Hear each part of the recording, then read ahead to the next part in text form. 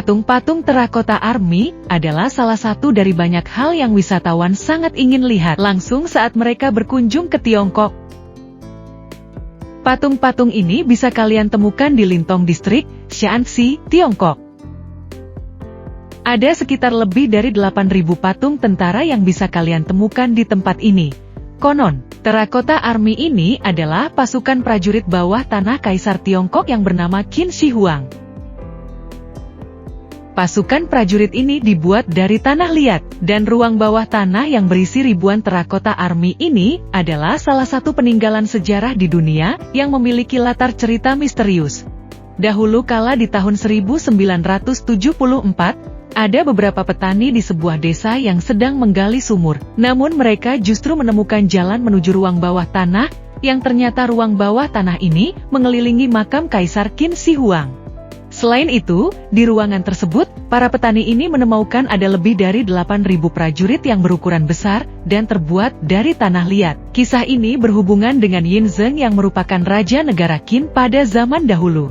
Yin Zeng menjabat menjadi raja pada tahun 246 sebelum Masehi dan sudah menjabat sejak beliau berumur 13 tahun.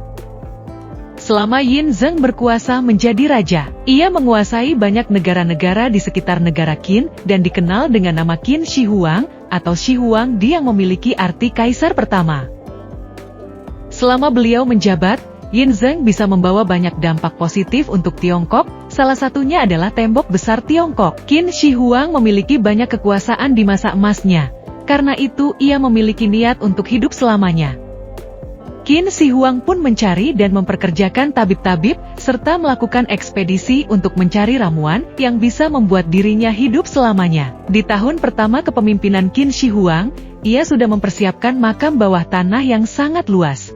Hal ini akan ia gunakan untuk menyimpan monumen, artefak, hingga ribuan tentara dari tanah liat yang ia percaya akan mendampinginya untuk berkuasa di kehidupan selanjutnya. Saat para arkeolog menemukan lokasi ini dan menggalinya, terakota army masih berdiri tegap dan terlihat seperti siap bertempur. Di lubang pertama, ada 6.000 prajurit yang bertugas menjadi prajurit utama. Di lubang kedua ada 130 kereta kuda dan 600 ekor kuda. Di lubang lain, ditemukan komandan perang dan ada lubang yang berisi proyek yang belum sempat terselesaikan.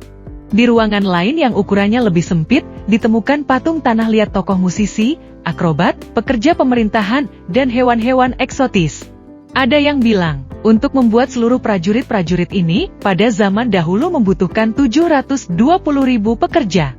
Bahkan, ada juga pemahat patung yang merancang bagian-bagian patung secara terpisah.